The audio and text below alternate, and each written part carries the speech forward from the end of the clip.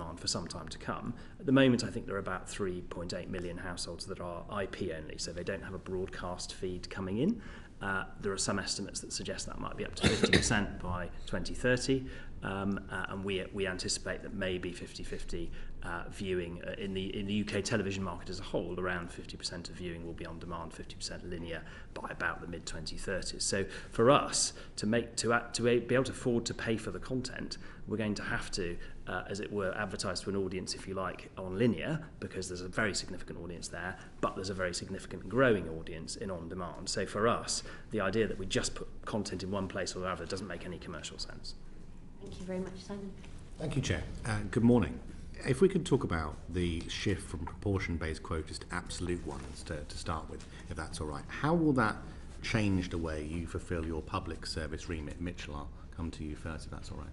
Thank you. I mean, I think so the first point, just to pick up Magnus' earlier comment, Channel 5 still has quite a significant linear audience. Channel 5 is a destination for factual television, for leading on social issues, for the early broadcast of news at 5 p.m. So it tends to skew outside of the metropolitan centres, outside of London, and as a consequence, we have quite a strong linear viewing. In terms of remit delivery, we therefore don't feel, we don't foresee a significant change. We feel that what we provide brings audiences to our schedule. It's absolutely critical that we do a full day of programming and people arrive, and we provide some complementarity to the rest of the market. But at the same time, My5 is growing, and we're also ensuring that audiences, as they gradually move there, we're providing for all of them. So we don't foresee any significant change to our output. Now, based on that, Khalid, your audience is very different to Channel 4 because you're more metropolitan. Do you perceive a difference in approach now? In terms of application of the quotas. Yeah. So I mean on the topical in the area of absolute quotas, we absolutely support the principle that the government has set out that public service delivery should count across a range of platforms, right? And as we're all saying, we're about balancing output on linear and streaming services. And we also support the principle and welcome the principle that any new absolute quotas will be no more onerous than existing quotas. But as you'll have seen from our written evidence, we have expressed some concern about the concept of absolute quotas. And the reason for that is because of the reduction in flexibility that those absolute quotas would provide. So with indeed we think the effects of those are twofold. So one being that by having absolute quotas, that reduces the incentive on broadcasters to over-deliver on quotas when times are good, because there's an absolute number that you're trying to hit, and partly reducing the incentive to over-deliver in order to save up, as it were, in order to because there's reduced flexibility to adjust commissioning activity when times are tougher. So we do have some concerns about the lack of flexibility that those absolute quotas would provide, and so it's an area that we have been discussing with Ofcom and DCMS in order to address this. You feel you've been heard in those discussions?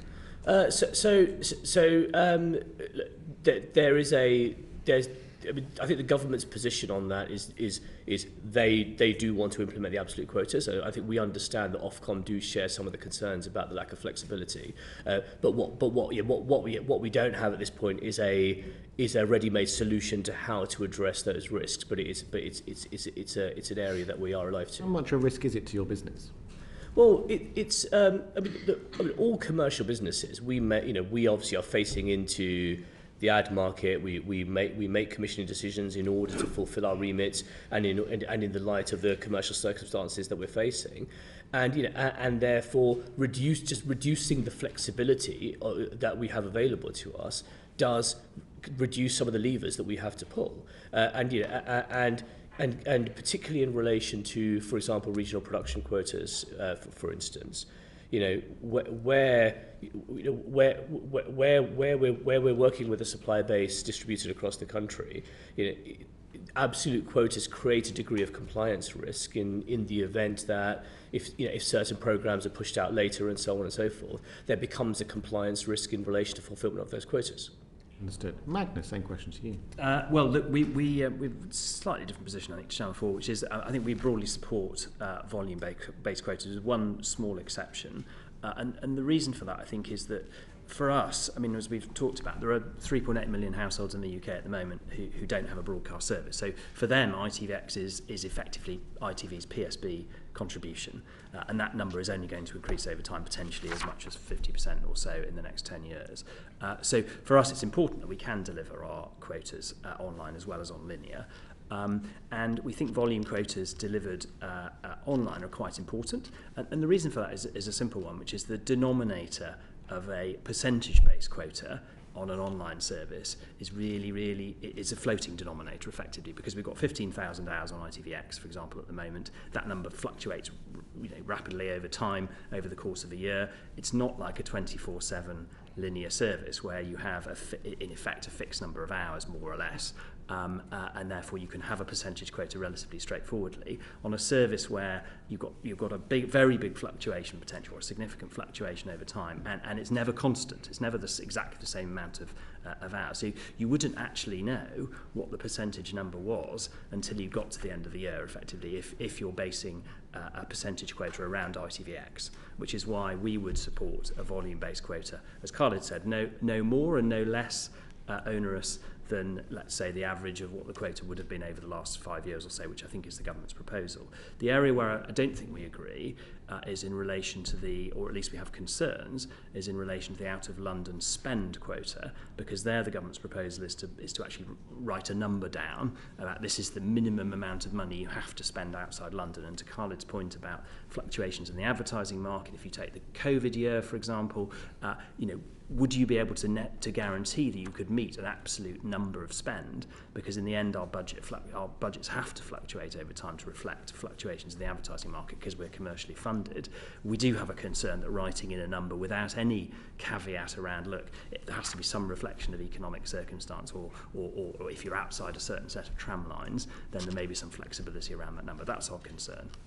Focusing on ITVX for a second, I know that you perceive that there's a problem with keeping programmes online for 30 days. Could you explain and contextualise to us this morning why that's such a problem for you? Yeah, no, very happy to. And the reason it matters is because it links into the Prominence obligation, or the Prominence benefit, if you like, from the PSB point of view, but also, as we may come on to talk about, the agreement objectives for the settlement of disputes between PSBs and platforms. So that's why it matters, because effectively content has to be up for 30 days on ITVX in order to count towards those two things.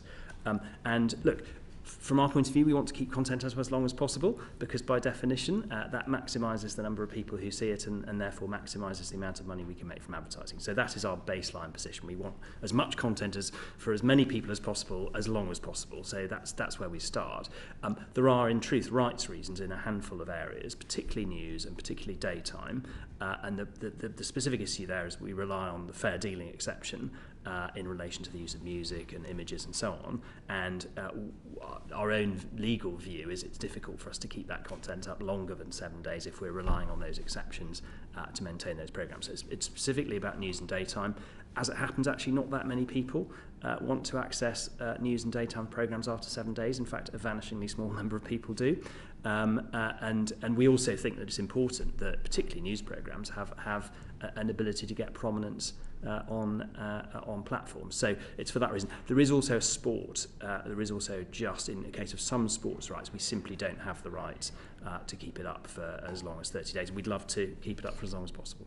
Understood. And Khalid and Mitchell, do either of you have the same issue or similar concerns as ITV in relation to keeping content on for 30 days online on your respective on-demand services? Mitchell? I think we sort of sympathetic to the ITV position. I think the main issue for us has historically been around the sports rights issue, that sometimes you simply cannot get the rights. Obviously, we like to keep content on there as long as possible, but in certain instances it's simply not possible. So. Understood. Khalid? Yeah, and again, sympathise and understand the position, and from our perspective, we want the wide array, the full array of Channel 4 content that we carry on our linear and streaming services to be subject to PSB prominence. Thank you. Thank you very much, Rupert. Yes, sports rights was just mentioned. I wanted to turn to listed events. So I suppose that's one where your usual binging, streaming on a box set versus linear real-time doesn't work. Well, people do watch it linear real-time. And in particular, these listed events where they go to traditionally broadcasters where 95% reach is there and is offered for free. There are worries that this draft bill doesn't protect that listed events regime enough.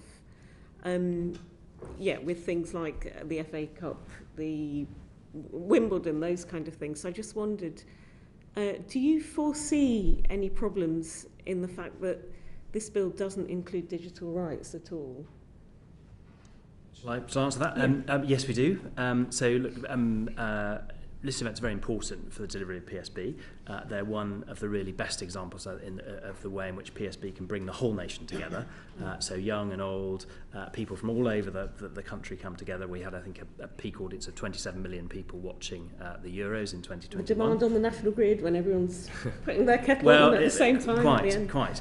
But interestingly, within that, about 7.5% or so of our viewing for the 2021 or 2020 it was, wasn't it? Euros was actually streamed. So it wasn't broadcast, it was actually streamed. That's quite a significant percentage. And look, we've got two concerns on the digital rights. The first is around streaming. So there is an exception that already exists where if you're not on a regulated EPG but you run a streaming service, and that's a lot of the streaming services at the moment, then you're not covered by the listed events rules. So in principle, you could buy the rights to a listed event and then charge for people to access it. We don't think that loophole has been closed entirely by the media bill. In fact, it hasn't been closed by the media bill, nor will it be closed entirely by the extension of the regulation of EPGs, because quite a few of these streaming services are not on EPGs. So we think that in particular, because that's about live rights, it is a really, really important loophole that does need to be closed in the existing regime, and the government's gone a bit of the way, but not quite as far as it needs to go to close that. The second one, I think, is our other digital rights, and to give you an example of something like clip rights, where you can imagine a situation where someone could auction clip rights, which we currently get as part of our overall live rights for coverage, but you can imagine someone separating them off and saying, here's a separate package of clip rights, and you can show clips almost immediately after the coverage has been broadcast, and you can show every single clip if you want, and you could string that together and it would look a bit like on an online or a social media platform. It wouldn't look like live coverage, but it would be quite close. And the risk of that, it undermines the value from the PSBs in listed events, but secondly, I think it fragments the audience, because potentially what you get are categories of the audience, younger people potentially, choosing to watch on a social media service run by YouTube or by Facebook, rather than watching the PSB. And we offer all of these things currently via our own services, and it would be a pity, I think, to split up that audience to allow those rights to go to other people. And gradually, I think the PSBs would find themselves in a bit of an old world of simply live streaming, rather than bringing the whole audience together with the whole event and being able to create a real national buzz around what we do, which is what we do at the moment. You are on record, aren't you, as criticising this loophole that would allow unregulated... You don't think this sufficiently deals with it at all? I don't. No, okay, I don't. How would you amend the bill to? Well, I think what you need to do is extend the definition of those people who are not PSBs, as it were, because at the moment there's a definition, I think, of it's a broadcasting service and internet program service. The definition of internet program service at the moment requires you to have an on-demand service associated with the streaming service, and I think that's the nub of the problem, because if it just said a streaming service rather than the definition of internet program service didn't require you also to have an on-demand service associated with it, I think that might do it, and that's the difficulty of the definition at the moment under their proposed amendment of section 98.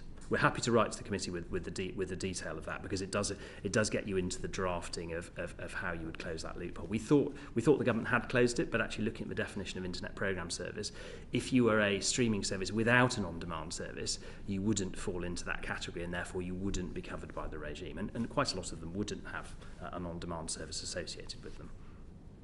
Khalid, the Commercial Broadcasters and Online Demand Services Association say it's misguided to and it restricts competition to not have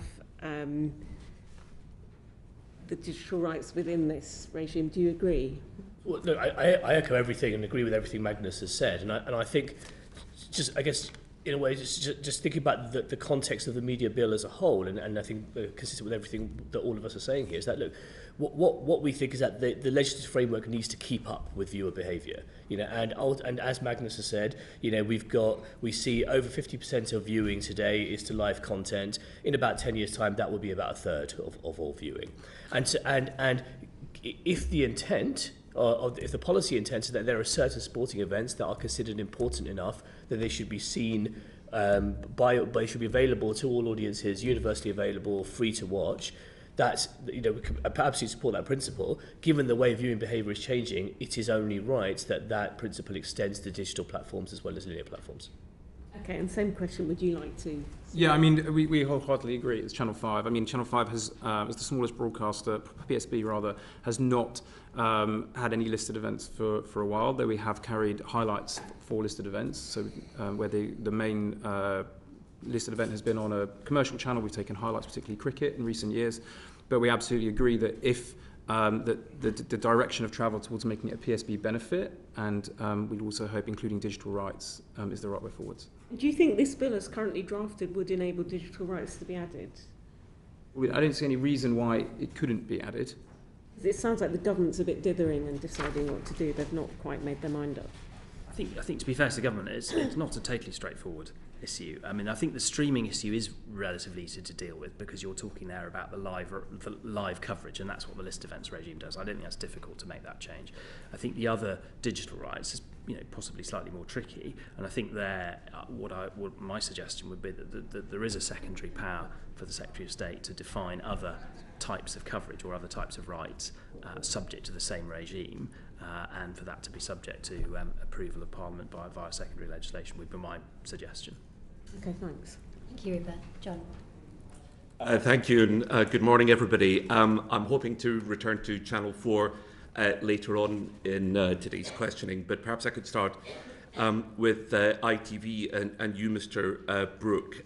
Let's begin on the question of prominence. A lot of people are very concerned with prominence, and for people watching at home and they don't know what that means when you turn on your telly and you're looking at a list of channels, how high up are certain channels? If you do it at the moment, I checked this morning with Virgin, and astonishingly, right up at the top is, or near the top, is Top TV, which has got very small viewing figures and wouldn't be something I'd be particularly recommending anybody to watch, given the daily ranting that you hear there from presenters. What protection do you think there needs to be for companies like STV, for example, in Scotland, or ITV or others, in the bill over prominence? Look, I think the bill is trying to, I think, do the right thing, which is to ensure that ITV and STV and others can get prominence for their on-demand services, which include streaming versions of our channels. And there's a very difficult balance, I think, that the government's trying to strike between making absolutely clear that these services are going to be prominent, and not just the services themselves, the apps, as it were, but also content within them. And the streaming services themselves, if they're provided within the app. So how do we end up in a position at the moment where Top TV is right up there at the top, and what can be done about that? Because that's promoting Top TV way above its position in the national discussion, its viewing figures, or any other criteria by which one would judge a broadcaster. Yeah, look, I mean, Mr. Nicholson, you put your finger on a really important point, which is I suspect there is a commercial relationship somehow or other between that channel and the platform. And that is the nature of the problem that we're going to have to deal with increasingly. What do you want in this bill to address that? Well, I think what we've got in the bill is a clear obligation on platforms to make services like STV Player or ITVX prominent on platforms, and content within it to be prominent. What there isn't in the bill is enormous amounts of detail about exactly what prominence means. So it is different for a world, which we have at the moment with the communications bill, where you have the concept of an EPG written into primary legislation. I think that's something that we're all quite keen to avoid, because there isn't such a fixed concept in the world that's hurtling towards us in terms of internet TV. What we need are a set of principles, I think, in the bill, and some detail around things like the fact that algorithms can't override prominence, which is a really important part of the proposals that the government has made. And then what we're going to need is a really muscular interpretation and implementation by Ofcom with very clear marching orders from Parliament. This is what Parliament wants to see in terms of the prominence of PSB content and players. You, Ofcom, must now go and implement that through a muscular set of guidelines which you draw up on the strength of the legislation that Parliament passes. I think that's the right way to do it, because I think the problem otherwise is you'll end up with a piece of legislation that's out of date before it's even gone through Parliament. Because the number of ways in which platforms make content prominent or not in this new world are so varied, from recommendations to voice search to other forms of search to the prominence of apps to all sorts of surfacing in various other contexts. So you're going to have a much more subtle and sophisticated approach, I think. Okay, now as the chair has explained, we're going to have the boss of ITV before us very soon to talk about the news story that's dominating at the moment, but I think it'd be very odd if we had somebody senior like yourself from ITV without asking a couple of questions about the story about this morning. I suppose I should ask, first of all, are you okay? Am I okay? Yes. Yes, I'm fine, thank you. Because I know that's the question du jour at this morning. I spent some time at the weekend talking to whistleblowers from ITV, including people who work and have worked in this morning. It seems like a very unhappy place. Are you satisfied with the duty of care that the editorial team and senior managers provide to staff, especially young staff working there and at ITV more generally? Mr. Nicholson, I mean, I think there's a very sophisticated and a significant system of safeguarding and duty of care at ITV with a very significant set of policies. We have a code of conduct which sets out our expectations about how people behave, and that deals with a number of different issues, from equal opportunities to respect at work, dignity and understanding. And then we then have an important set of requirements which hold people to account internally. Why are so many of the staff so unhappy, former and current staff? I can't answer that question at the moment, Mr. Nicholson. As you know, we've also appointed Jane Mulcahy, a KC, to have a look at the circumstances. Yes, I know. You already had an inquiry, and of course, and we'll come on to this on the 14th in more detail, but several of the claims that ITV made about that previous inquiry don't seem to quite hold water on closer inspection. What do you make about the bullying allegations that we've heard over the last week? What do I make of them? Yeah, what do you make of them? As a senior ITV official, what do you feel when you hear staff complain about bullying? Because that's the worst thing you can possibly hear, surely, as a senior manager. No, look, we take our responsibilities in relation to safeguarding and duty of care very seriously. Bullying is absolutely in breach of our code of conduct. It's very clearly set out. We have a set of policies around bullying and harassment at work. And clearly, bullying is unacceptable. If we find bullying, it's inconsistent with our policy. We'd expect people to report it, and we'd expect it to be dealt with appropriately. And of course, the person that reported in the first instance would be the editor of the programme. Now, we all saw yesterday that surreal performance by the editor of the programme, who, when he was being asked by a reporter from Sky about bullying on the programme, started talking about aubergines. It was surreal and bizarre.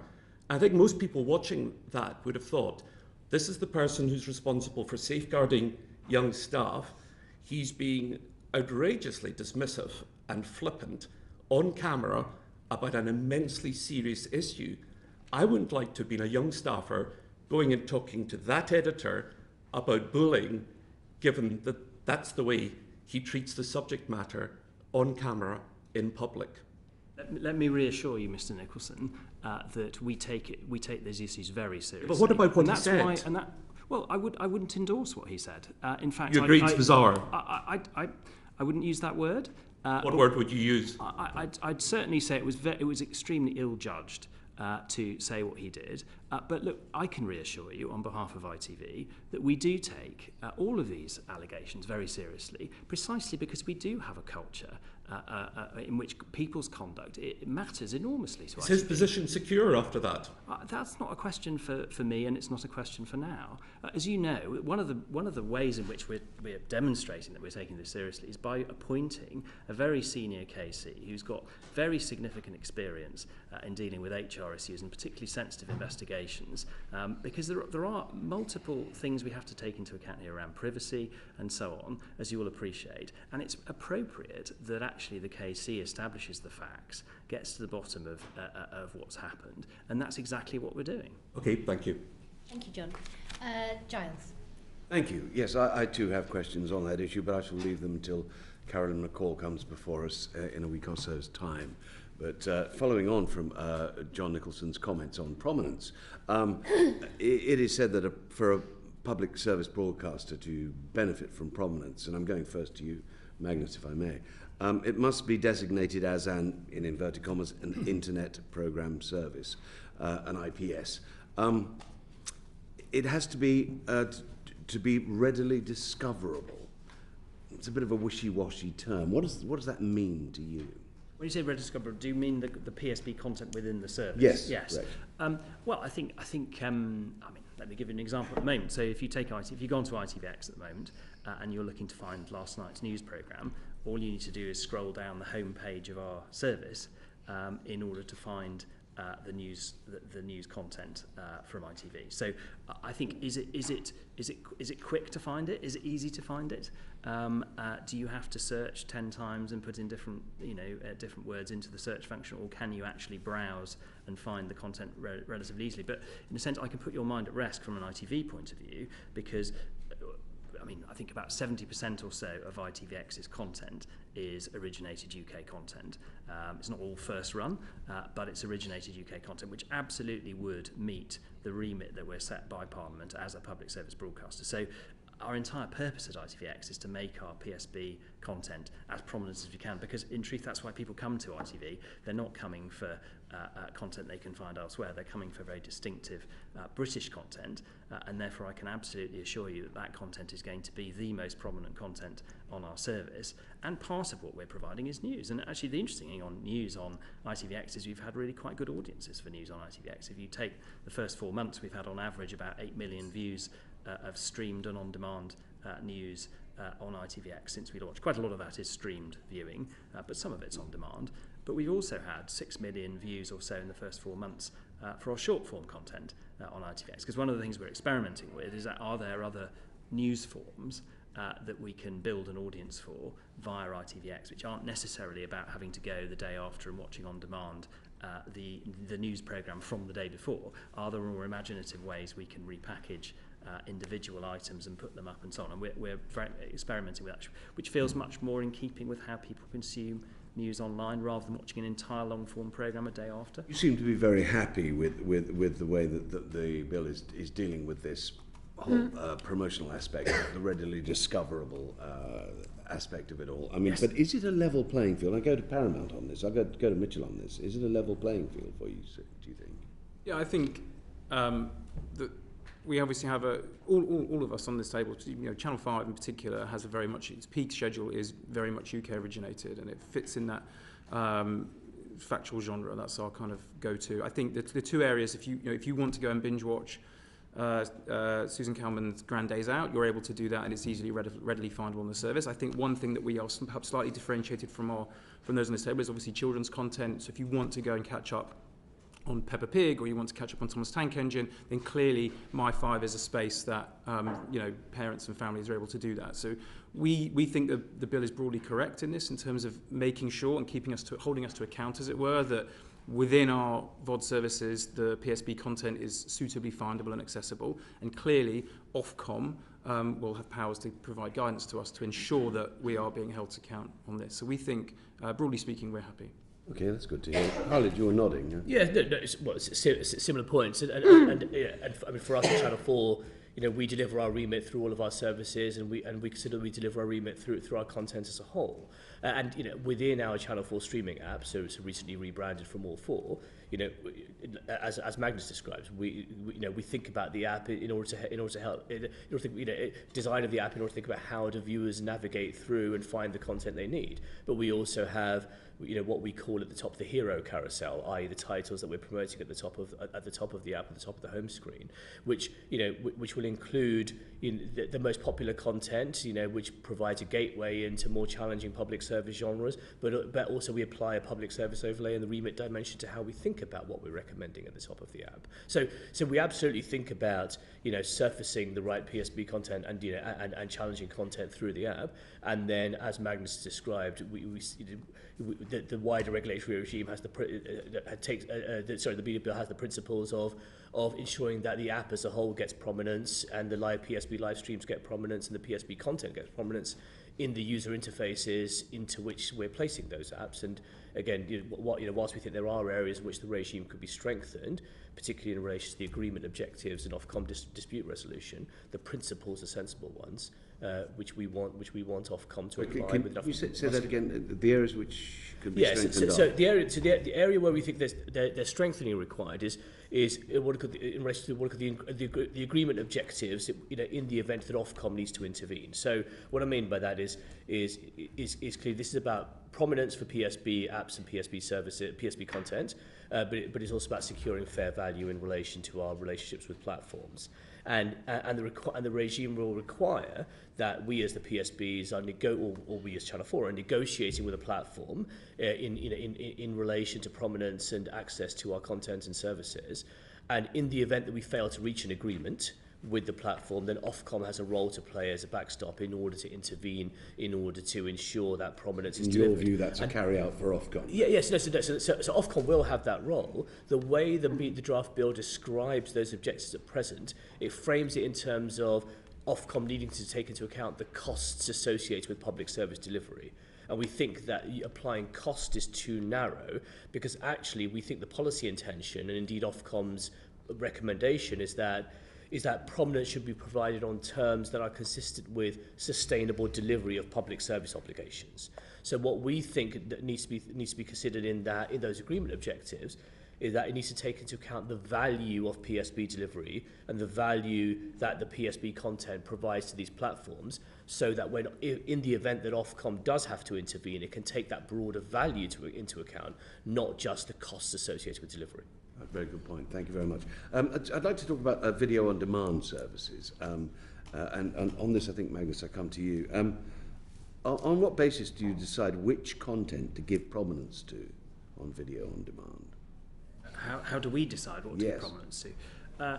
Well, look, it's a mixture of things. I think that fairly obviously, where we've got a new drama that we've invested a small fortune in, and we're very proud of, and it's got some top talent, we will want to make that prominent because we want to tell viewers about it, and we want them to watch it. So there are some fairly obvious things like that. I think there are other considerations around the audience. So are we do our numbers show that we're reaching all of the audience?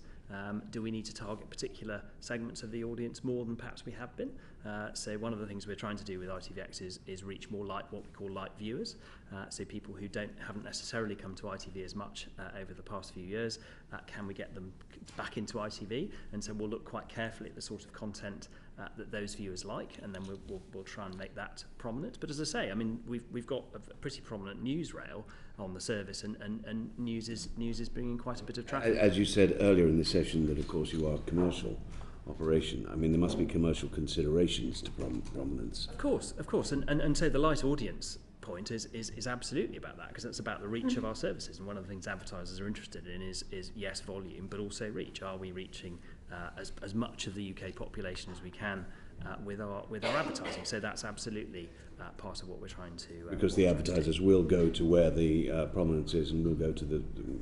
Well, it would drive. I mean, the reason prominence matters is because it does drive a bigger audience. Of course, it creates more eyeballs for advertisers. Effectively. Absolutely, but is the question I really want to put again? I'm using the term again. Is there a level playing field across the ground here?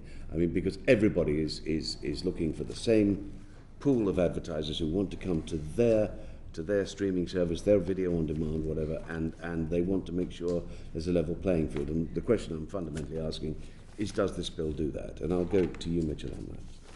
I don't think we have any challenges. To build on Magnus's point slightly, and not to be facetious at all, but if you take, for example, PSB players, the BVOD services, have a huge wealth of content, many thousands of hours, and obviously we want to support the PSB remit meeting content on top, but equally we're a commercially driven organisation, so it won't be uncommon, particularly on My5, that as you move towards Christmas, you will start to see a rail of Christmas movies, and it will bring people in. But the point being that commercial type content, or the Christmas movies, will bring people into a PSB service, and then when they're there, they'll be able to maybe move on to watch some of the content that was previously shown on Channel 5 as more kind of traditional PSB content. So what we're trying to do is both hit our objectives as a PSB to reflect people's lives back to themselves, but at the same time create a proposition, a customer value proposition that is commercially orientated and helps us to then generate revenue that we can reinvest back into content. Fantastic, very honest answer. Khalid, anything to add? Yeah, I mean, look, in terms of the level playing field point, I don't think the prominence regime is intending to or seeking to override consumer choice. I mean, ultimately, viewers will watch what they want to watch, but we as the UK have taken the view that public service content matters and public service broadcasting matters, and therefore we all think that public service content should be easy to find so that viewers can discover it and ultimately then make the choices and informed choices that they want to make. Very clear. Thank you, gentlemen. Thank you, Chair. Thank you. Jane. Thank you, Chair. Good morning. I want to turn to selection services and smart TVs and how people are accessing content. The bill aims to capture selection services, but it doesn't cover mobile phones and tablets and other devices. The BBC said that a quarter of content hours on iPlayer in 22 were accessed on other devices that would fall outside the bill.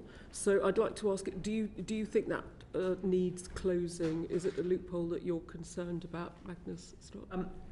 I mean, yes, to an extent. I think that what you can see in the market is that the accessing through tablets and computers is going down quite rapidly, and actually people are now increasingly watching on TV-like devices. I think there are devices, if you like, dual-use devices, particularly gaming consoles and so on, where I think there is more of a question about whether the bill ought to cover those. But I think we think that the bill currently will cover the majority of ITVX's viewing, and so I think we. Of course, we'd prefer it if it went further, but I think I don't think we're desperately uncomfortable with where the government's ended up. And I would make a more general point, which is, we're talking a lot here about the sort of defects, if you like, of the bill. I think there's just stepping back for a second. I mean, we think the bill is, broadly speaking, going absolutely in the right direction. I think the definition of selection service is quite flexible, and there is a possibility in future that could be broadened out if viewing behaviour changes. And one of the things we're keenest to make sure, actually, is that things that might be excluded at the beginning could potentially come back in if it turns out that we're wrong and that people do carry on, and indeed viewing through tablets increase, for example, or let's say YouTube. I mean, let's say, imagine YouTube start providing what looks like a television selection service because they start aggregating together lots of television, on-demand television services together. It would be entirely appropriate for YouTube at that point to be covered by the bill, and it seems to me there's nothing in the bill at the moment that would stop that from happening. It may not be the case and legitimate at the beginning, but the important thing is that we have a bill that's capable of extending to those platforms, which I think the bill is. I think the only thing it rules out is the button on the remote control, because I think the government's view was that took them into territory, international trade territory, which could cause difficulty. But that seems to me the hardware exception, as it were, in the bill is the main area which isn't going to change. But actually the rest of it is sufficiently flexible to change over time. Khalid. Yeah, look, I agree with all of that, and again, as with ITV, we'd clearly prefer to be prominent on as many platforms and devices as possible. But it does feel right that when you look out there in the consumer landscape, the real battleground, for want of a better term, is in terms of smart TV operating systems. It is Samsung, LG, Google TV.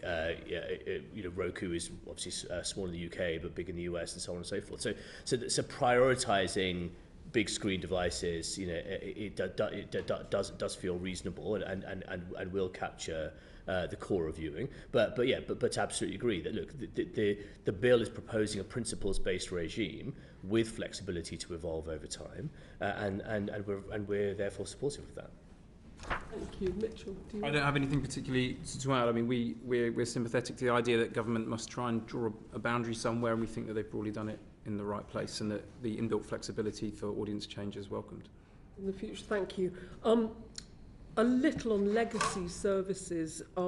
Is the bill sufficiently clear on whether Ofcom could remove a legacy selection service when something's sort of outdated and not receiving technical updates? Those very old platforms. Do you think there's gaps? It isn't quite, actually, and this is a slight concern we have, in the sense that, and we know this through bitter first-hand experience of launching ITVX last year, which is if you think of a platform, I don't know, Samsung, you think it's a single platform, and therefore actually if you write Samsung on the list, it will be fine, because you'll be able to have a must-offer obligation on us and a must-carry obligation on them. But actually, Samsung is not a single platform. It's a set of different platforms over time, all under the same umbrella, but some of them with different operating systems, and some of them, frankly, are not supported by Samsung anymore, as we discovered, and therefore it was literally technically impossible to put ITVX on some of those legacy platforms. They are older platforms. It either was literally impossible technically, or it was economically entirely unfeasible to do it, partly because the software simply couldn't support the sophistication of the service that we were offering. So I do think it's really important, and we put this in our submission to the committee,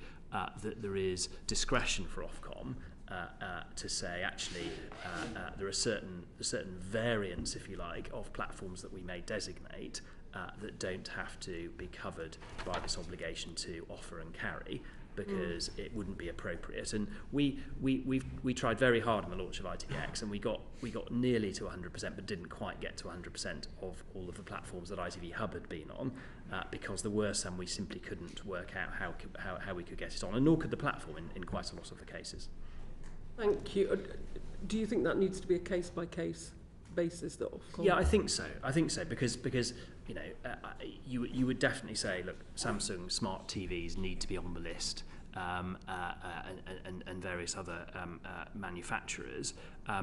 What I think is probably impractical is to have a list that's 35 pages long, that literally lists not the 2015 variant and so on. I think it's right that there should be a discretion for Ofcom to say, actually, because of practical difficulty, it shouldn't apply to the following models or whatever in practice. Thank you, Khalid. Yeah, I agree with all of that. So absolutely agree with that principle that it's an area that Ofcom needs to look at, and there needs to be flexibility. And I think it's fair to say that operationally we encounter these kind of issues ourselves in areas and platforms where we as the PSBs have a stake. So all of our organisations are shareholders in Everyone TV, formerly known as Digital UK, which operates FreeSat, and we're all part of UView. And actually, we do see that different devices have different technical specifications, and therefore our tech and product teams do end up engaging in bespoke work in order to enable delivery on those devices. So absolutely, as there's increasing competition in the device landscape, increasing proliferation of devices, that does create complexity, which should be taken into account in the way the regulatory regime is applied. Thank you, Mitchell. Yeah, I would just add. I mean, I read some of the responses to this inquiry over the weekend, and I think I was struck by the fact that actually, on this point specifically, actually many of the platforms also have some of the same concerns, and it would seem odd that if in a kind of must-offer, must-carry regime, we could potentially be in a situation where both a PSB and a platform both struggling to make the technological requirements in order to have that PSB on the said specific platform, and yet there's not the flexibility in the regime to say, actually, well, this is a 2009 type TV that's only got, we need to have that flexibility, and Ofcom needs to be able to make the judgments, because it does feel like there may be some consensus in the industry. Thank you. So the other side of it is having an annual release and sort of avoiding regulation from that. Well, I guess there'll need to be a judgment made by Ofcom in terms of which specific devices have still got the suitable proliferation amongst viewers, and also we as PSBs are able to reach the correct technological hurdles to make our products available to them, and I don't think it will work. I'm no expert on this matter, but my assumption is it will not be in a purely linear environment. You just say, oh, after 10 years, there's no there could be some devices which are much more popular. A year is much more popular than another. So I think there does need to be flexibility. But clearly, it's in the interest of both PSBs and the platforms to make sure there's a regime that addresses the issue of legacy devices. Thank you. So flexibility under Ofcom, basically. Would. I think one, sorry if I could just add something which really did strike us in the course of the launch of ITVX was I think consumers haven't quite realised yet that televisions are basically computers. And whereas people think about how long a computer would typically last, and I think people's expectation televisions last for ages. Mine's only 10 years old, and it's sort of 10 years in the life of, imagine using your computer that you had 10 years ago. And so I think there is something that all of us need to do to help educate consumers that these are different things now when you have a connected TV. Thank you, Jane. Thank you, Jane. Clive. Thank you. I just want to ask about the must offer, must carry agreement objectives. Do you think the bill as it's drafted meets the overall agreement objectives between a regulated television selection service and a public sector broadcaster? I'll come to you, Magnus. I'm happy to go first. No, I don't think they do quite at the moment. So I think the basic setup of a must carry, must offer regime, as it were, is the right one. And I think you do have to have a dispute resolution function in case we can't agree. And in a sense, to reassure you, what we're looking to do is have a commercial agreement with the platform. So a partnership, a win-win, where we benefit and they benefit. That's what we're looking to do. And we definitely have those sorts of relationships with Sky and with Virgin now. And that's what we want to replicate. In our relationship with them, we sell our advertising, we have our relationships with our advertisers, we can innovate in how we offer things like Planet V, which is our programmatic advertising platform, and we can use data to help target our advertising on ITVX more effectively within those partnerships. So that's what we're looking to do. What we see coming down the track, I think, are, and this is specific to internet television, are a set of internet television platforms who will apply or try to apply a set of terms globally. And those terms are going to be pretty stringent. They're going to require us to give away at least 30% of our revenue, so revenue, not profit, to them simply by being on the platform. They'll require us effectively to go into their advertising system, so we won't necessarily have a relationship with advertisers, we won't be able to innovate in terms of our ad tech, we won't necessarily have access to any data. That's the threat that's coming, and I wouldn't want to understate this. I mean, that is an existential threat to PSB. I mean, there is no other way of putting it. I mean, a third of our revenue is equivalent to more or less approaching what we spend in its entirety out of London in a single year. So that's the threat that's coming. So we need to make sure that the dispute resolution regime enables Ofcom to have enough strength and enough discretion to avoid that outcome and to get us into a place of a win-win in the way that we have with a Virgin or a Sky. That's what we would like. And at the moment, the second agreement objective, which talks only about cost, we think is not the right approach, because effectively what it says is all the PSB can expect from that relationship is to get its costs back. And therefore, from our point of view, we're a commercial business. If we have a hit, we don't just want to get our costs back, we want to make a bit more money so we can reinvest in original content. Similarly, if we want to innovate as we are doing in advertising and in data, in programmatic advertising, or in our relationships that we built over many years with our advertisers, we want to be able to have that relationship, not the platform. And the danger with the formulation at the moment is it's winner takes all for the platform beyond cost. And as a business, we can't simply get our costs back. We have to make a profit. We want to innovate. We want to build on the relationship with our advertisers. So we think that agreement objective needs to be recast. It's really, really important. I can't emphasise it enough how important it is for that agreement objective to be recast. And we put some proposed drafting to the committee, which I can describe. But broadly speaking, what we're suggesting is that Ofcom has discretion to ensure or to look at other arrangements that we have with other players, so with a Virgin or a Sky, let's say, in order to make sure, and I use Sky's words here actually, that this agreement objective ought to protect the PSBs from unreasonable demands from the platforms. I've never heard Sky talk about protecting PSBs from unreasonable demands, but that even they use that language. So first bit of it, I think, is that Ofcom needs to be able to look at other arrangements to say, okay, is what this platform is saying, is that consistent with other arrangements that we as a PSB have in place? I think the second is that we ought to have the potential to be able to make the most of our investment in our content in terms of getting the value from hits, in terms of innovation, in terms of use of data. So we ought to be able to fulfill the potential of our business. And I think it may be that cost is a backstop. In other words, no lower than cost as a sort of as a kind of basic backstop, but it has to go further than that, give us more potential to achieve success with our business and on our own merits. And I think the third one is that Ofcom ought to be able to have a look at whether an agreement materially weakens the business of ITVX.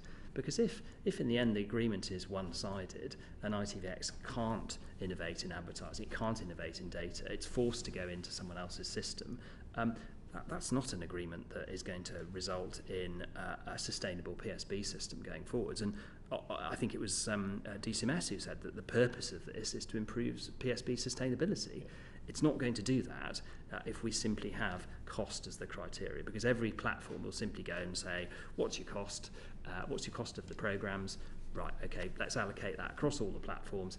We'll give you that cost, and you can frankly take every single other term that we want to impose on you. It can't be right, because we're obliged to provide the service.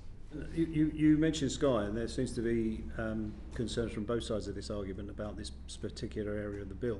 Is there any consensus coming from the industry itself between the? Well, I think there's a broad consensus amongst the PSBs. What I haven't done is ask Sky about the proposed amendments we've made, but I have to say we've drafted those in a way which, as far as I'm concerned, meets Sky's test of protecting PSBs from unreasonable demands from the platforms, and people like they and Virgin who have a constructive partnership approach, not a cookie cut of these are the terms, but a genuine look, how can we both win from this relationship? I don't think they have anything to worry about from these arrangements. I mean, you'll have to ask them, but it's very deliberately been drafted with what we see coming down the track, I have to say mainly from the US, of this one size fits all, these are the terms. That's what we're particularly concerned about. And that's why we've constructed the proposed amendments in the way that we have. It's not about Sky and Virgin. We'd be really happy to have conversations with them about how we can make sure that it does one thing and not the other. Because we want to get to a commercial deal, and to be really clear, a commercial deal, a partnership deal. We don't want Ofcom to intervene. We'd rather have a commercial negotiation, because these are complicated relationships. There are lots of facets to them, whether that's data or technology and all the rest of it, and they're much better negotiated than imposed by a regulator. But what we're worried about, just in case I haven't said it already, is this one-size-fits-all approach that we can see, very graphic, and it's nearly here. I mean, we had a devil of a job with ITVX negotiating some of those demands. Either of you have anything to add? Yeah, I mean, agreed. And this links very closely to my response to Mr. Watling's earlier question. I think it was Ofcom who recommended that PSB should be made available on terms that are consistent with sustainable delivery of public service obligations. As Magnus says, a cost recovery based approach is not consistent with that objective. We need to take into account PSB value in the round. Yeah, I mean, I think we currently have positive deals with those such as Sky and Virgin, where essentially one is what we have now, but on these new platforms with a bit more prominence. It's not hugely complicated, I don't think, in the way that we think about these things. But the reality is we're not able to do that at the moment, and this legislation should hopefully help us do that. I do think that, as Magnus has alluded to, and Khaled as well, that the language could be tightened and nuanced in the legislation, but the overall principle that is set out, we think is broadly correct. Did you ask anyone? Thank you very much. David. Thank you, Chair. I want to ask a couple of questions about Channel 4, if I may specifically. And starting with Clause 24, which sets out the duty of long-term sustainability, and which puzzles me a bit if I step back from the whole debate over the past couple of years about privatisation, in that the 1990 Broadcasting Act says the duty of the board is to keep Channel 4 sustainable, one of the duties, And indeed, generally, Companies Act legislation, the 2006 Companies Act, says that any board has a duty to make their firm successful. So what is added by this new sustainability duty? Yeah, so I think it's correct to say that the members of the Channel 4 Corporation, the board directors, absolutely do comply with directors' duties, as if they were directors of companies by way of the Companies Act 2006, and we do that through their contracts of engagement and via the fact that C4C as a corporation is run to conform with the UK Corporate Governance Code. But in the discussions with DCMS and government around the package that was announced in January, the government had a priority to set out explicitly in legislation a duty on the directors to promote ensure financial sustainability of Channel 4. We're comfortable with that principle and the principle of adding in a clause on that basis. What we have been doing is having some discussion with DCMS around the precise wording of that clause in order to ensure that it doesn't have unintended consequences. I mean, I'm still puzzled as to, does it add anything? Are your directors going to behave in any different way because of this clause and the way they're already behaving?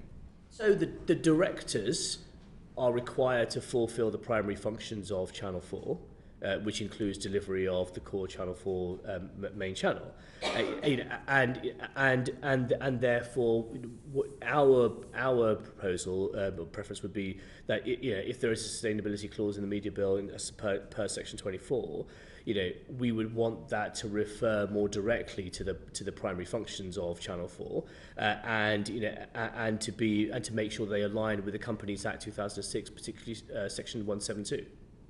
So you would prefer it if it didn't change much of your existing remit?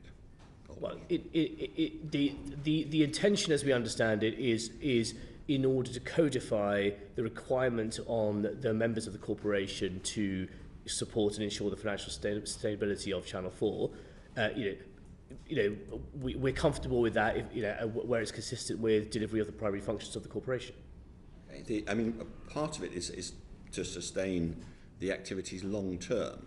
So you must have thought this through. How long is long term? So in terms of how we think about the longer term and how we think about the business, we've got a strategy to transform Channel 4 into a digital first public service media organisation. Our Future 4 strategy, which is about prioritising digital growth and about diversifying revenue streams. We've set ourselves specific targets on that strategy for 2025 to double the size of our streaming service in audience terms, to grow digital advertising to 30% of our total revenues by 2025, to grow non-advertising revenues to be 10% of total revenues by 2025. And we're making good progress against those targets.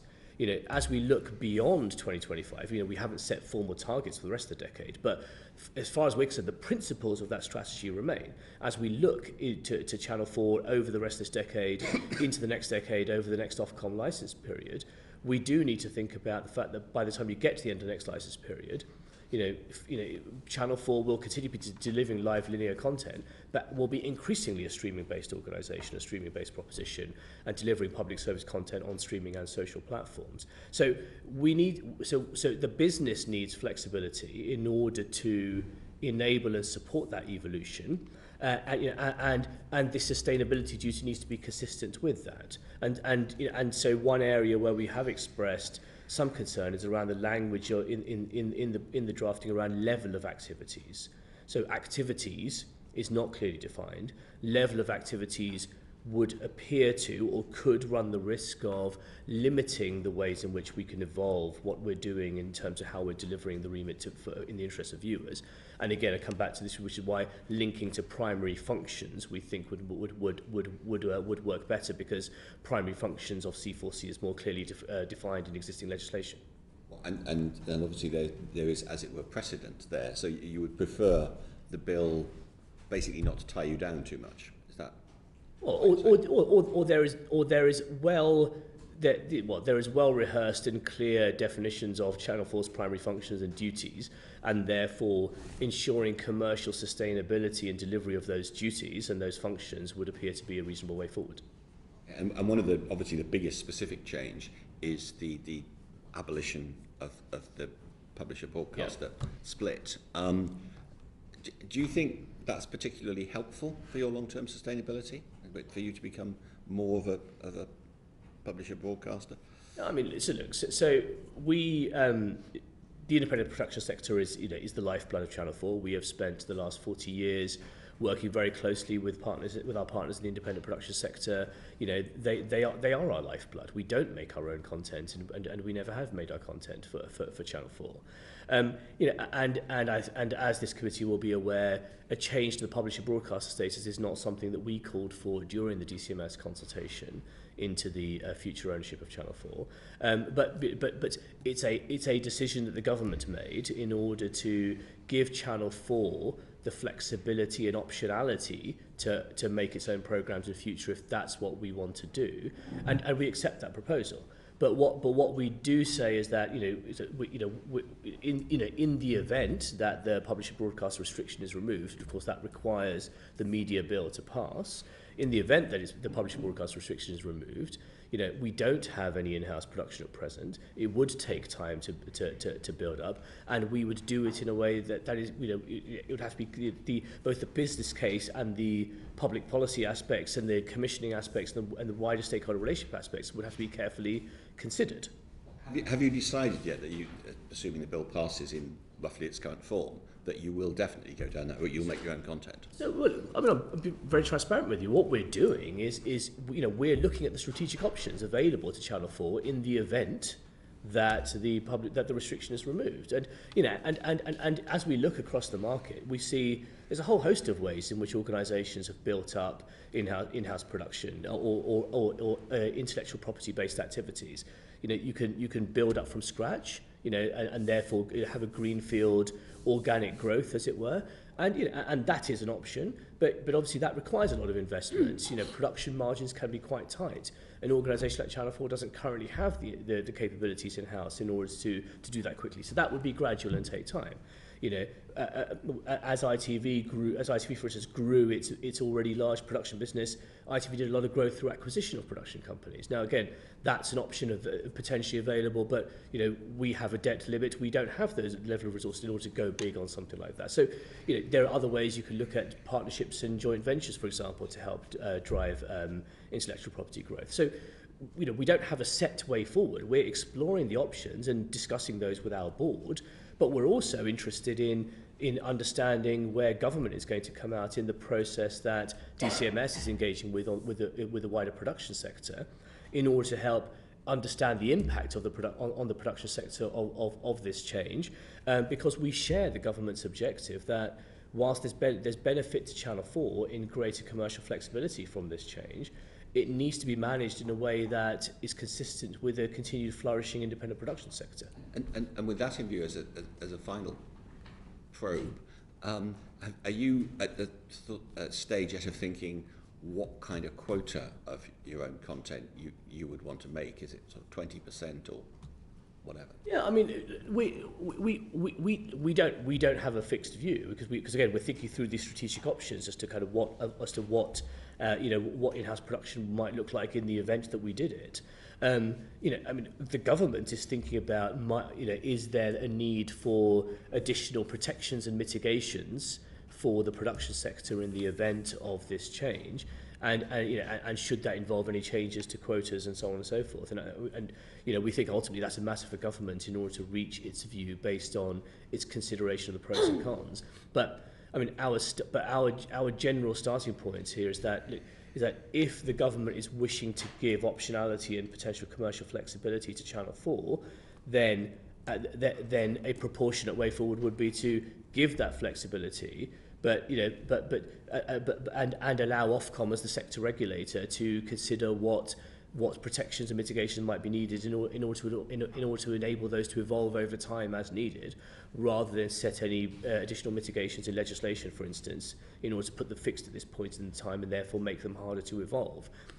And then the more broader point, which again we have made to DCMS, is that if DCMS, if the government wants Channel 4 potentially to generate value from having flexibility, from having the commercial freedom and flexibility in this area, the more onerous the additional restrictions that are placed on Channel 4 in the event of this change, the harder it is to develop a commercially sustainable business case.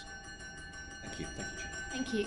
Just ignore that. That's just the parliamentary day starting. Can I just press you on that a little bit? We're clearly coloured in a different place that we thought we'd be in this piece of legislation regarding Channel 4.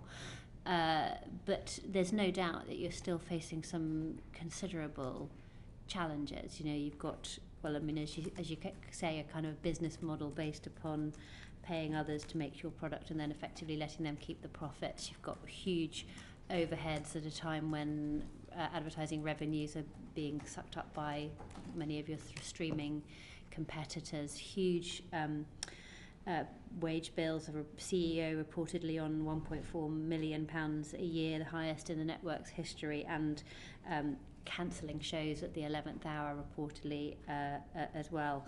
What's the plan? I mean, is Channel 4 genuinely sustainable for the future in the long term? Yeah, my starting point would be to say that Channel 4 is in very strong creative health. You know, you'll have seen we recently won 9 BAFTA awards, the most we've won in 22 years. For programming like I Am Ruth, Derry Girls, our Ukraine news coverage. You know, in film, we've had 40 nominations at the Big Film Awards. We've won 8 awards. So we're in very strong creative health. The pressures that you describe in relation to some of the commissioning decisions that we've recently made, for instance, you know, they are short-term market pressures. You know, all of us as commercial broadcasters or commercially funded broadcasters are experiencing pressures in the ad market relating to the economic conditions that we find ourselves in as the UK. And our priority throughout this period is to preserve shows as much as we can, is to minimise any disruption or cancellations to commissioning. And any decisions that we make are about ensuring the sustainability and delivering the sustainability of Channel 4's remit delivery.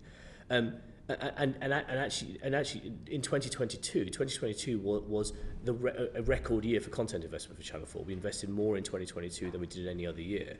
And we're actually going to invest a similar amount in content this year. But what we are doing is phasing our activity a bit more given the market conditions that we find ourselves in. So actually I would say that the activities that we're having to take in the short term, whilst we absolutely acknowledge are painful for some of our suppliers, and we're very grateful to them for working with us through this period, they are activities that reflect short-term market conditions. They don't reflect in any way any concerns about long-term sustainability. And what we will be doing shortly is briefing Indies on our 2024 and 2025 commissioning needs. We'll be briefing Indies on that later this year in order to give forward visibility of our commissioning plans going forward. Thank you, John. Thank you. Yes, could I come in perhaps with you, Mr. Hadge? This is the second time since I joined Parliament in 2015, we've fought off privatisation of Channel 4. I hope this is the last time that you have to do it. But it's quite odd, isn't it, the fallout from it? You don't really want these changes, do you? Well, look, Channel 4 is a publicly owned asset. It's entirely reasonable for the government from time to time to look at whether the current ownership model is the right model, and whether. You think it's the right model, don't you? Well, through the consultation process, we saw our role as providing evidence and analysis to set out the implications for remit delivery. You didn't say what we really want is for you as a government to allow us to make our own programmes. You didn't say that at any point. Well, we set out the implications or the impact on remit delivery of potential changes to the model. So what's happened, am I right, is the government, in order to justify this whole long process of looking at Channel 4 and looking at privatising Channel 4, it can't simply retreat and say, well, that was a complete waste of time, we're walking away from it, Channel 4 is one. They've got to have a fig leaf to show they've achieved something. And the fig leaf appears to be that you're now going to be forced to make your own programmes, except you're not going to do it, are you? So, I mean, look, you'll have to ask the government about their. Well, but I'm asking you at this precise moment. Thank you. But my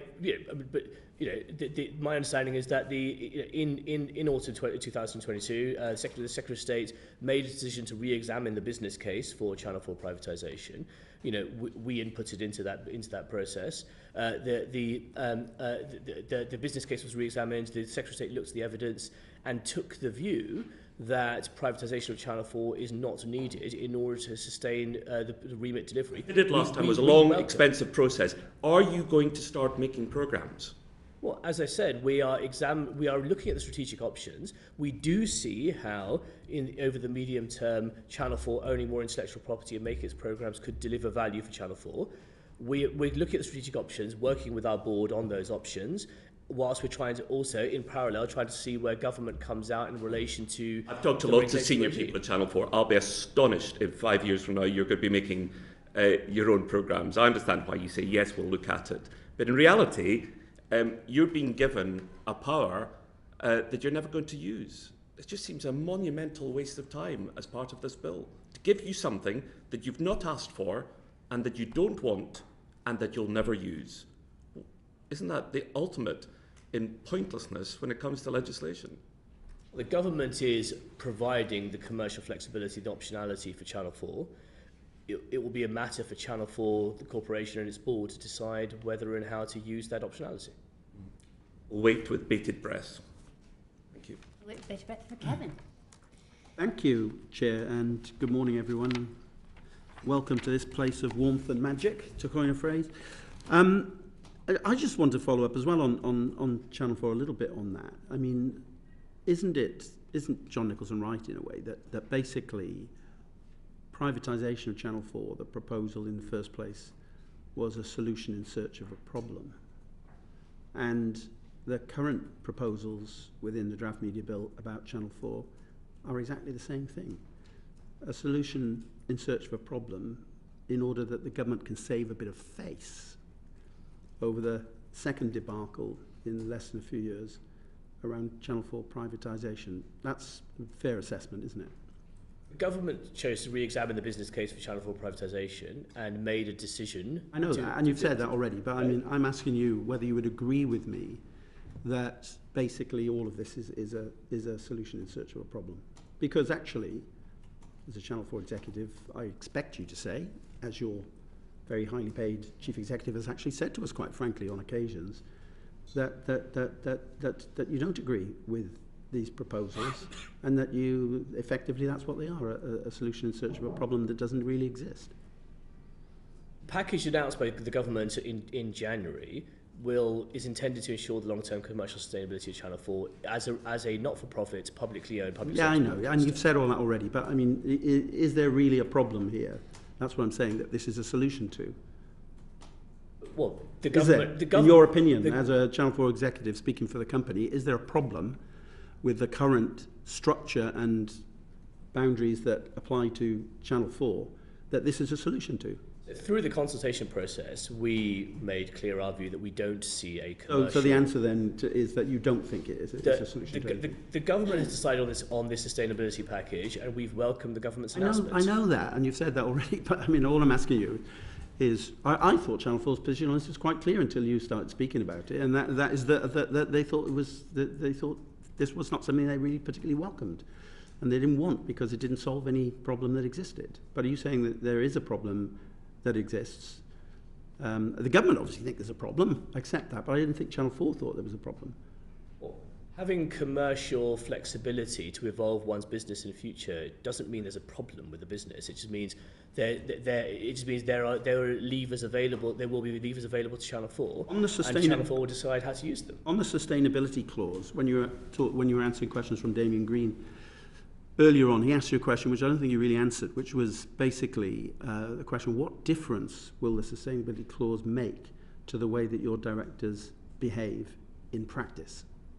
So the sustainability clause... And is the answer to that none? The sustainability clause will create an obligation on the directors in the Media Bill, Media Act, in I'm aware of order to that. long-term sustainability. But what difference will it make to the way your directors behave in practice, which is what Damien Green asked you earlier on? Is the answer to that none? So the sustainability clause needs to be implemented in a way that is consistent with delivery of the primary functions of Channel 4.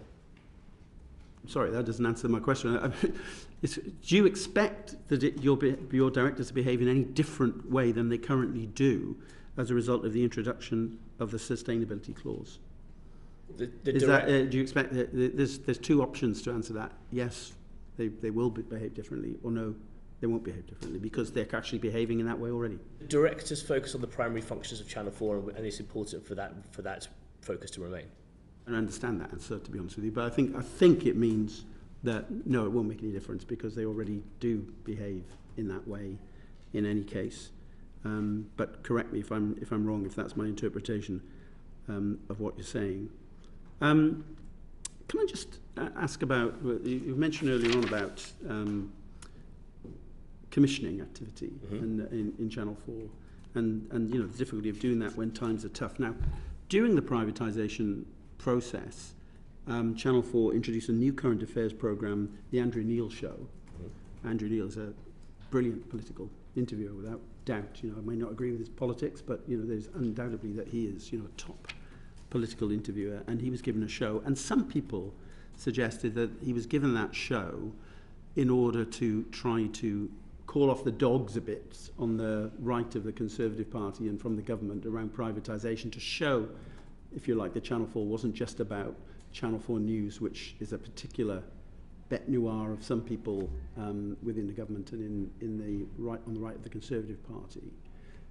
So I think that show's had 3 seasons. Is that going to be recommissioned now that privatisation is off the cards? I don't make commissioning decisions for Channel 4. So I do you have any information you could share with us? What I'd say is that we are committed to delivery of impartial news and current affairs. That's a licence obligation. It's at the heart of what we do. We're absolutely focused on that. And all of our news coverage has always been found to be impartial. We've never been found to be in breach of those licence requirements. And we see the role of Channel 4 News and Current Affairs and public service broadcasting in the round to provide a range of perspectives, to provide a range of viewpoints, and to provide challenge. So it might be recommissioned. You just don't know is the answer to that question. Well, I mean, it's not going to be just dropped because privatisation is off the cards. I don't make commissioning decisions for Channel 4. Okay. Can I just ask about, perhaps I'll turn to Mitchell, about the new code that is being proposed for the new video on demand code that's being proposed within the Media Bill. What's your view of that, and what changes do you think that might be needed in relation to that? And if possible, can you reference any implications it might have for coverage during election periods?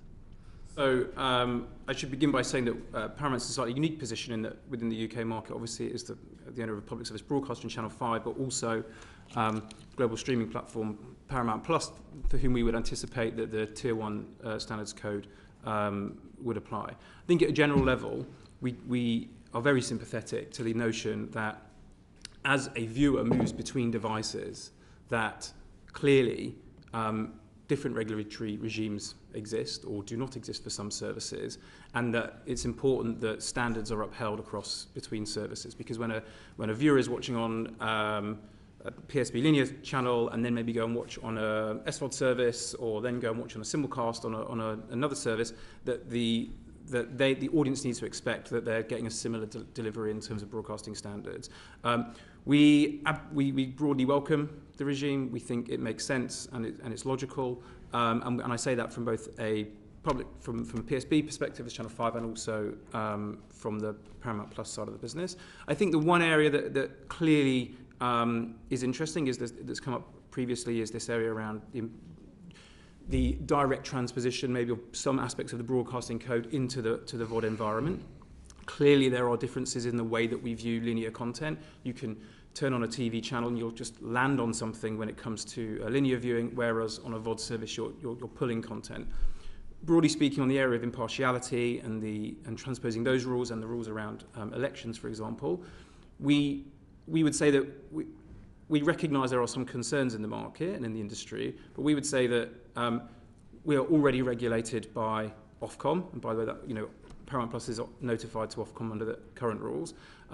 And we would anticipate that Ofcom would, as a kind of well-versed regulator, will address those differences and find a way to ensure that the audiences are sufficiently protected, that impartiality is suitably delivered, that during election periods the right processes are taken place without instigating significant business disruption. And it's important that the regulator gets the balance correct. But we have a high degree of confidence that Ofcom will be able to deliver that. Okay. Finally, can I just come to you, Magnus? Earlier on, John Nicholson also asked about a matter I've raised before with Ofcom at this committee about Talk TV and its prominence on the electronic programming guide, which comes about as a result of it purchasing time on the local TV slot in many parts of the country. Would this draft bill, or bill as drafted, do anything to prevent that sort of activity taking place in future, i.e. broadcasters and so-called news channels that have no actual public service broadcasting remit being able to purchase places high up on the electronic programming guide by acting as a sort of succubus on local TV channels? No, I don't think so. Okay. I mean, I think in a sense the whole question of prominence. I think it ought to, because well, you're there on Channel 3 with your news as a public service broadcaster. There they are on wherever it is, 8 or in a sense, I think the future of local TV is a question for government rather than a question for ITV. All right. Okay. Thank you, Chair. Thanks, Kevin. Julie. Thank you, Chair. Mitchell, going back to the video on demand code, should existing catalogues have to be compliant with the new code? Well, certainly from my Five perspective, the vast majority of content has already been on broadcast, so that we would anticipate that it would already meet the standards of any new code.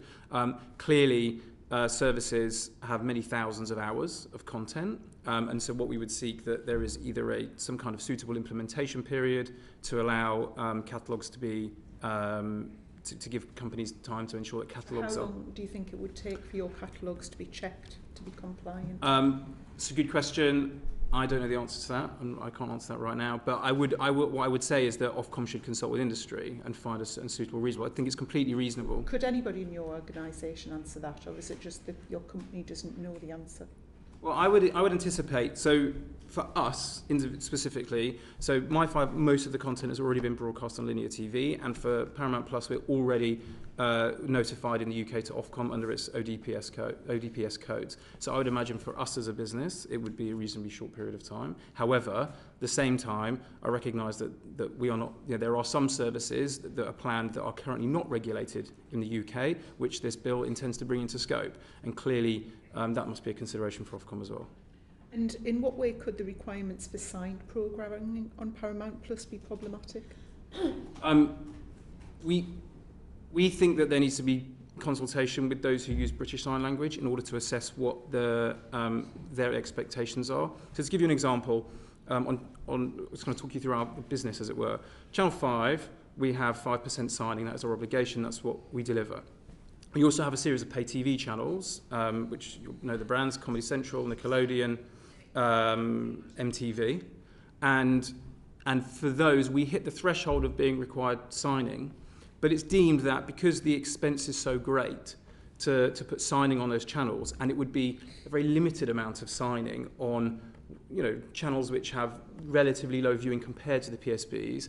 There was a scheme set up, I'm going to get my dates wrong, but just around a decade ago with Ofcom, in order to, instead of putting signing on those channels, we give a very significant amount of money to the British Sign Language Broadcasting Trust, which makes programming in British Sign Language. So it makes programs. That scheme, we feel, works very well, and we feel that there should be some kind of consultation. Do you think that would be a model to be extended to make this work? If that's what the British Sign Language community wants. We pose it as a question in our response rather than saying this is what is required, but clearly that scheme works very effectively, and there may need to be some flexibility with that scheme, but clearly there needs to be some consultation, and it should be those users of British Sign Language also being consulted as part of this to explain what they would like to see as outcomes from this bill. Thank you. Thank you very much, Julie. Well, that concludes our session for today. Can I thank all the witnesses for their time today, and particularly for your forbearance at the beginning of this session where we had a few technical issues. A number of you have mentioned additional bits of written evidence, which we'd be very grateful to receive. And in the meantime, thank you very much for your time today. Order, order. Thank you.